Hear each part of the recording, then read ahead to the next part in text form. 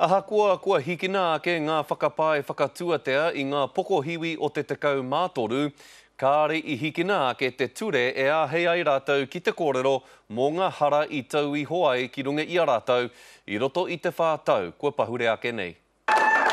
He umere mo te hunga kua hikina te hara, kua roa e tāmiana I tēnei o ngā whānau. Ko hikina tērā taumātana I runga I a mātou katoa. Pai te hoki atu ki mauna pō atu, kia pū ia nā hau tāwhiri mātea. Inu nā wai, kia horo I nā hara, mai rina I a mātou katoa.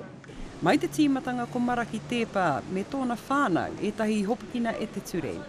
I te rānei kua puta te tono a tōna roia kia whakahoki hia atu nā pū a te whānau. Without them as hunting weapons for their subsistence lifestyle, he would like an order for those guns to be returned to him as soon as possible. That's not Mr. Maraki Tēpā, that's Mr. Raymond Tēpā, who is the owner of those guns. Engari ka hore I Waimaria te katoa. Ko tai mai anō mātou, me ki te mura te ahi, te whakaputa I nā mamai, a iutaina I runa I a mātou. Auare ake mo te toko whā, ko Tame Iti, ko Emily Bailey, ko Urs Singer, me te kaiwhiria Kēmara. Ka tū ki mua I te kōti a te tauhou. How can their evidence impact on the four that are still going to be facing court next? I'm not saying their evidence can impact on it. I'm saying that the person I act for, Mr. Iti, should be entitled to a fair trial. Hoi anō kotahi te tangata, aha kua pēhea kua kore e rongo I te whakawani o te kore hara, ko Tūhoe Lambert I mate he rua maramaki muri. On his deathbed, I vowed to him that I would clear his name. Aha kua whakawātea hea te tekau mātoru, mai nā hara, ka hore tonu mātou e āhei ki te kōrero ati kia koutou, he ahei pērai. Hei a pōpō ka pita te whakatau a te kai whakawā o te kōti teitei, me nā ka noho tapu tonu nā kōrero nei, ka hiki nā rānei.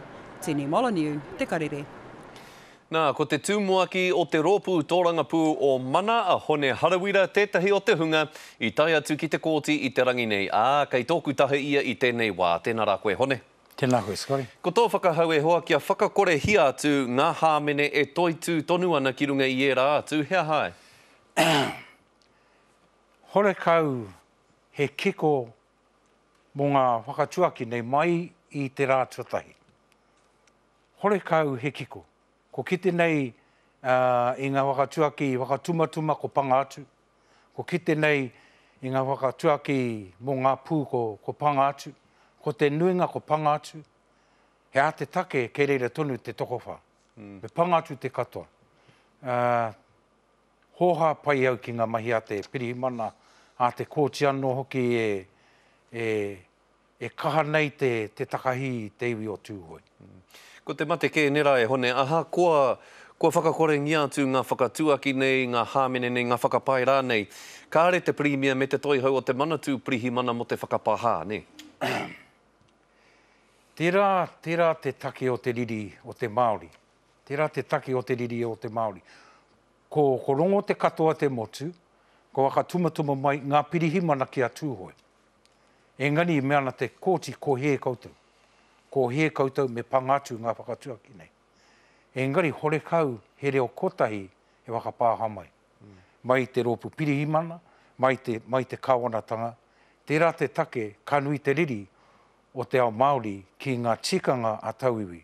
Tērā kia patu ia ngai tāua. Ina mea na te kōti ko he hore kau he wakapāha. Ka parea tērā ki rāhaki mo tēnei wā, kia kōrero ke ai tāua mo tō rōpū mō mana. He ai ki ngā kōrero ko Stephanie Harawira, te māngai mō mana, ka whakataita I te tūru o Tāmaki Makaurau. Tēnā rā, ko wai ia, he hanga kōrero mōna. He au wahine ki au, te horanga tiro o taku teina. E hihiana kia tū ki roto o Tāmaki Makaurau. Engari harai te reo mo te rōpū mana I tēnei wā, koia tētahi o ngā tāte whainei I te tūru. Kore mutu te tirohanga I tēnei wā, ko wātea tonu te whare. Pēhea te kōrero mo te tama a Whaia McClutchy, ara Renata, tā Whaia McClutchy, te māngai mō mana, he ai ki ngā kōrero kātū ki te whakataitai mo te tūru I tīkaro o rāwhiti. Ai, koe anō hoki tētahi e whainei I te tūru tini ana, engari ngā kōrero ko rongo nei au, I tino rangatira te tangata nei, nō reira me mihi atu kia rātou anō ke roto i ngā rohe katoa e whai nei ngā tūru mo te rōpū mana. He tohu o te rōpū mana, ne? E ora tunu na pautaka hai oha. Kia ora rawa atu koe,